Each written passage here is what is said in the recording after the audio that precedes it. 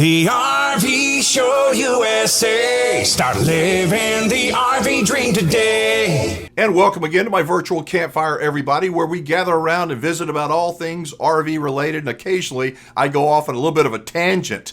Today you're going to hear of a lady who had her RV on consignment at one of my Wingman approved dealers. And she had to bring, get this, she had to bring $15,000 to pay off the amount that she was underwater on her RV in order to sell it. Yeah, $15,000. 15 grand to sell her own RV. And guess what? She was over the moon ecstatic. So stick around for that. First though, I'm going to do something a little bit different today. It has to do with interviews and the way I do the interviews. Now, most of the time, here's the way it works.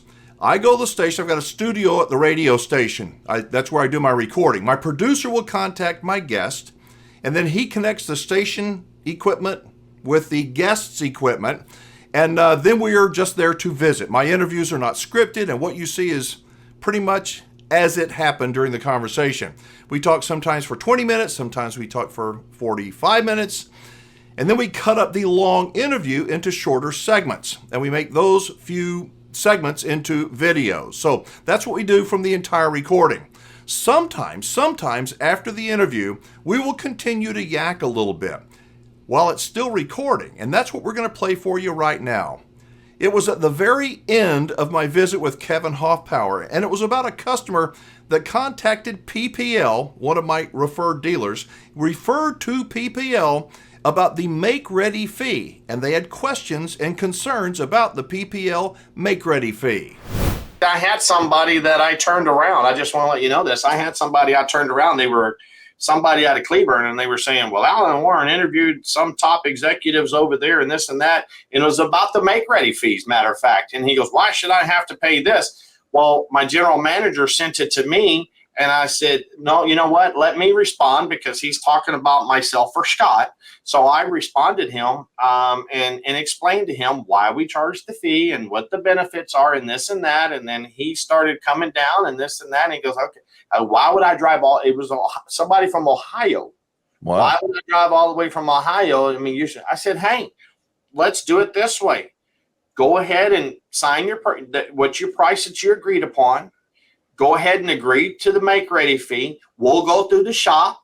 We'll let you know if anything's wrong with it. If everything's good, we'll get. If something's wrong, we'll get the seller to fix it. You'll know what we fixed, and before you come down here.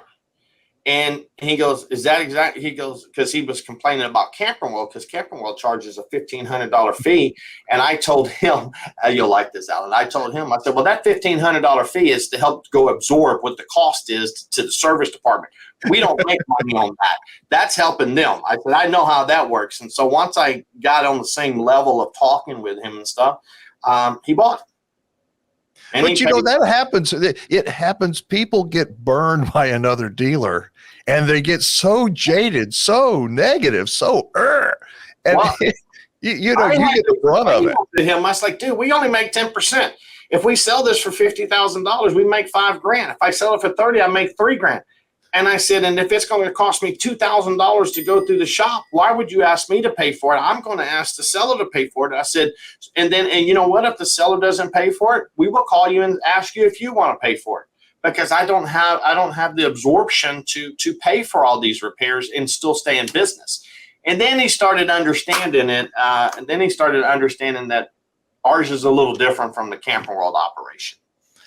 I think most people, generally speaking, are pretty reasonable. And if you've got effective communication, you communicate. It's not just communicate, but communicate effectively. If you're a good listener, most people are reasonable, and they can even handle bad news. Even though they want it, they can handle that bad news. And you don't have bad news very often, but when you do, you're not afraid to give it. You know, I need to probably research that email and find it on so you can read how that correspondent went. That way you'll know how we respond, or how I respond to customers, and if they reach out to us and stuff. And my general manager got it over to me, but I need to probably forward that to you so you can see what he was saying, because it was your customer, or at least he heard it about us from you. Yeah. And I want you to clarify something, and then we're going to let you go. I have said I don't get paid a finder's fee. I don't get paid a commission. I do consulting work with PPL. Right. And I try to provide an accurate description, what I think. I've vetted you guys, been working with you for years, and I try to be a resource for information. But when people, I wonder how much he's getting out of this deal.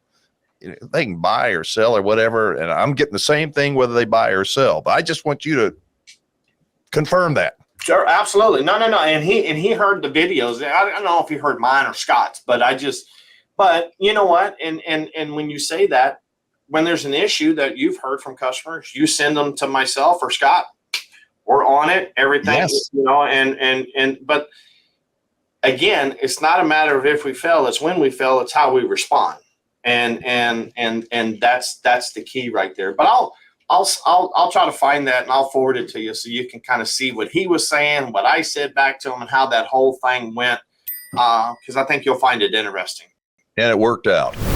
So Kevin, as he said, did turn that gentleman around. He turned into a buyer there at PPL. I mentioned that because if you buy a used RV, wouldn't you want it to be inspected before you traveled all the way from, I don't know, Ohio or wherever to look at it? And that's what their inspection fee to the buyer is all about. But here's something interesting. I mentioned it earlier.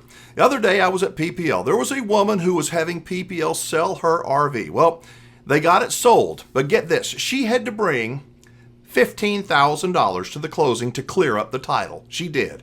Can you just imagine having to bring $15,000 to the closing just to be able to sell your RV? But that's not the biggest shocker. Get this. This woman was jumping for joy. She was. Why? Because other RV dealers told her that she was $25,000 or $30,000 upside down in her RV. Can you just imagine? So when she was able to reduce $25,000 or $30,000 to just $15,000, she was over the moon excited. I mention that because there are a lot of people who are upside down in their RV and they want to sell it. There are. Of course, I'd like you to check with PPL Motorhomes. See if they can help you, like they helped the lady I just told you about. But keep in mind, PPL charges 10% of whatever they sell the RV for to do everything. They do all the work. They advertise it, they store it, they show it, they qualify the buyer, they do all the paperwork, and they guarantee that if they don't get you an acceptable offer, you don't pay them a penny. Not a penny. So the more PPL sells your RV for, the more PPL makes. To me, that makes a lot of sense. Anyhow, hopefully this clears up some of the things you've been wondering about RV inspections and shows that some people can really be ecstatic, even when they're $15,000 upside down when they're selling their RV. So have you ever dealt with a consignment RV dealer? Have you?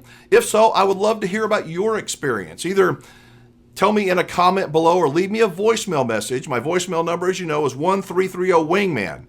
Again, it is the voicemail box only, 1-330-946-4626. As a voicemail, nobody's going to answer. The number again, 1-330-946-4626.